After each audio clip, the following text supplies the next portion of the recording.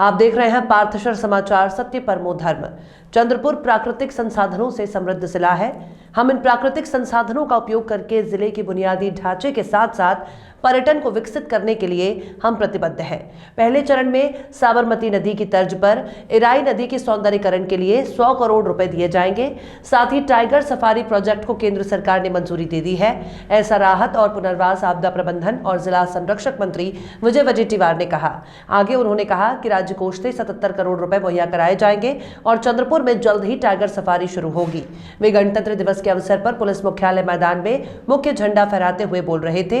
इस अवसर पर मंत्री विजय वडेट्टीवार, जिला परिषद अध्यक्ष संध्या गुरनूले, सांसद बालू धानोरकर, मेयर राखी कंचरलावार, जिला कलेक्टर अजय गुल्हाने, मुख्य कार्यकारी अधिकारी डॉक्टर मिताली सेठी, अपर कलेक्टर विद्युत वरखेड़कर, अपर पुलिस अधीक्षक अतुल कुलकर्णी सहित अन्य अधिकारी उपस्थित थे। संरक्षक मंत्री वडेट्टीवार ने कहा कि हमारी प्राथमिकता पर्यटकों को आकर्षित करने के लिए जिले का विकास करना है। इसमें जिले में इराई नदी, टाइगर सफारी के साथ साथ इंफ्रास्ट्रक्चर, सड़कों, आंगनबाड़ी, स्कूल, स्टडी हॉल, ग्राम पंचायत भवनों का सौंदर्यीकरण शामिल होगा। अगले 3 वर्षों में चंद्रपुर शहर में रमाला झील के सौंदर्यीकरण के लिए 60 से 70 करोड़ रुपए प्रदान किए जाएंगे।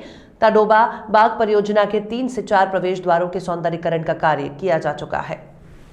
जिल्ह्यात 19,066 स्वयंसंस्था बचत गटांची स्थापना करण्यात आली आहे। मुख्यमंत्री जलसंवर्धन योजनेअंतर्गत 140 कामांसाठी 34 कोटीचा सुधारित आराखड्यास मंजुरी प्रदान करण्यात आली आहे।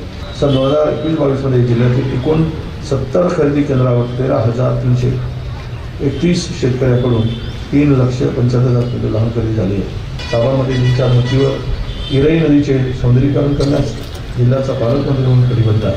यासाठी पहिल्या टप्प्यामध्ये 100 कोटी देण्यात येणार आहे। त्या जिल्ह्याचा पालकमंत्री म्हणून सर्वांगीण विकासाची हमी मी आपल्या सर्वांना देऊ इच्छितो। पुन्हा एकदा आपल्या सर्वांना प्रजासत्ताक दिनाच्या हार्दिक शुभेच्छा देतो। जय हिंद, जय महाराष्ट्र। चंद्रपुर की और आपकी खूबसूरती में 4 चांद लगाने अब आ गया है कैसा यूनिसेक्स सैलून, आपका पर्सनल स्टाइलिस्ट। लेडीज, जेंट्स और बच्चों के लिए सर्वोत्कृष्ट मेडिकल और हर्बल स्किन और हेयर ट्रीटमेंट, वो भी एकदम किफायती दाम में। खूबसूरत इंटीरियर और एक्सपीरियंस्ड स्टाफ। एक बार सेवा का मौका अवश्य दें। कैसा unisex salon, Jhanjhari complex, hotel Rasraj के सामने, Sapna talkies road, Chandrapur. Mobile number 8799902232। MSEDCL ऊर्जा क्षेत्र की एक अग्रणी कंपनी है जो राज्य में 28 मिलियन से अधिक उपभोक्ताओं को निर्बाध बिजली की आपूर्ति करती है। इस बिजली आपूर्ति को बनाए रखने के लिए MSEDCL विभिन्न बिजली उत्पादन कंपनियों से बिजली खरीदता है। पिछले 2 वर्षों में कोविड महामारी, प्रकृति तूफान और अन्य आपात स्थितियों के कारण MSEDCL ने खुद को पहली बार विकट वित्तीय संकट में पाया है। विशेष रूप से कृषि बिजली पंप ग्राहकों के बिजली बिलों के बकाया में 41,175 करोड़ रुपयों की भारी वृद्धि हुई है, लेकिन वसूली दर नगण्य है। सार्वजनिक जलापूर्ति योजना और सार्वजनिक स्ट्रीट लाइटों पर कुल खर्च में 9,138 करोड़ की वृद्धि हुई है। सार्वजनिक जलापूर्ति के लिए वर्तमान भुगतान 380 करोड़ रुपए है, लेकिन केवल 7 करोड़ रुपयों का भुगतान किया गया है, जहां सार्वजनिक स्ट्रीट लाइट के लिए वर्तमान भुगतान 857 करोड़ रुपए है। वहीं MSEDCL के केवल 4 करोड़ रुपए का ही भुगतान किया गया है। इन सभी कठिन परिस्थितियों से बाहर निकलने का रास्ता खोजने और लोगों को निर्बाध बिजली आपूर्ति प्रदान करने के लिए MSEDCL बैंक से उधार लेता है।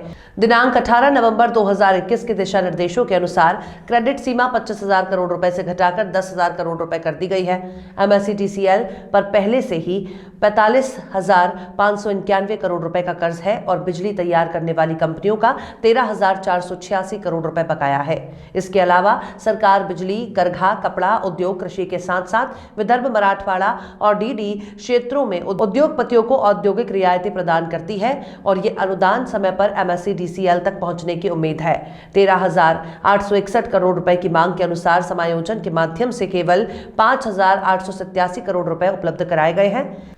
इसका मतलब सरकार की ओर से अभी 7,978 करोड़ का अनुदान आना बाकी है। इन सभी कारणों से एमएससीडीसीएल की स्थिति खराब होती जा रही है, क्योंकि एमएससीडीसीएल इन बिजली उत्पादन कंपनियों को समय पर भुगतान नहीं कर पा रही है। इस पृष्ठभूमि पे एमएससीडीसीएल के पास कृषि पंप, बिजली पंप ग्राहकों, सार्वजनिक जलापूर्ति और सार्वजनिक स्ट्रीट लाइटों को उनके बकाया की वसूली के लिए बिजली आपूर्ति में कटौती करने के लिए अभियान चलाने के अलावा कोई विकल्प नहीं है। ऐसा पत्र देकर ऊर्जा मंत्री नितिन रावत ने मुख्यमंत्री को आगाह किया है, जिससे आने वाले समय में महाराष्ट्र की जनता को बिजली कटौती का सामना करना पड़ सकता है। हाँ एक मिनिट बघ येणायला येतोय का बोल ना. अतुल हो सर, तुम्ही मुख्यमंत्र्यांना पत्र लिहिलं, काय पत्र आहे, काय नमूद केलं, काय परिस्थिती आहे? सर्वात आधी तर आपणा सर्वांना मकर संक्रांतीच्या हार्दिक शुभेच्छा. 26 जानेवारी आता येत आहे आणि देशाच्या 75वा गणतंत्र दिवस या ठिकाणी साजरा होतो आहे, त्याच्यासुद्धा शुभेच्छा. राज्य मंत्रिमंडळात मी मंत्री आहे आणि ऊर्जा खातं माझ्याकडे आहे. राज्याच्या मंत्रिमंडळात अनेक विषयांवर चर्चा होत असते आणि कधीकधी खटकेसुद्धा उडत असतात. परंतु बऱ्याच गोष्टी अशा असतात की ज्याची माहिती माननीय मुख्यमंत्री आणि जे शीर्षस्थ नेते मंडळी असते त्यांच्यापर्यंत नसते. म्हणून मी ऊर्जा खात्याची आर्थिक स्थिती काय आहे आणि येणारे चॅलेंजेस जे आहेत पुढं किंवा येणारे थ्रेट्स जे आहेत ते काय आहेत याविषयीची माहिती माननीय मुख्यमंत्री, उपमुख्यमंत्री, काँग्रेस पक्षाचे नेते बाळासाहेब थोरात, प्रदेश काँग्रेस कमिटीचे अध्यक्ष नाना पटोले यांना व्हावी म्हणून या सर्वांना पत्र लिहून ती माहिती मी कळवलेली आहे. काही दिवसापासून सातत्यानं कोळशाची टंचाईसुद्धा सुरू आहे आणि वीज काही कोळशाशिवाय निर्माण होऊ शकत नाही, थर्मल आपण जेव्हा म्हटली तर. आणि दिवसाची वीज पाहिजे ती थर्मलचीच वीज आपल्याला उपलब्ध होऊ शकते. अनेकदा रात्रीलासुद्धा थर्मलचीच वीज अनेकदा उपलब्ध होऊ शकते आणि त्याची रात्रीला जास्त गरज असते. अशा या परिस्थितीमध्ये पैसा हा लागणारच, निधी हा लागणारच आणि त्यामुळं राज्याच्या मंत्रिमंडळात अनेकदा चर्चा होऊन ग्रामविकास, नगरविकास खात्याचे पैसे जे आहेत ते आम्हाला प्राप्त झाले नाहीत, निधी आम्हाला प्राप्त झाला नाही आणि त्यामुळं शेवटी नाईलाजानं माननीय मुख्यमंत्र्यांपर्यंत ही बाब पुढे नेणं आणि शीर्षस्थ नेत्यांना ते कळवणं मला भाग पडलं. अनुदानसुद्धा अनेक बाबतीमध्ये राज्य सरकार देत असते, त्यामध्ये यंत्र माग आहे, त्या ठिकाणी कापड गिरण्या आहेत आणि अनेक बाबतीमध्ये विदर्भ मराठवाड्याची सबसिडीसुद्धा आहे.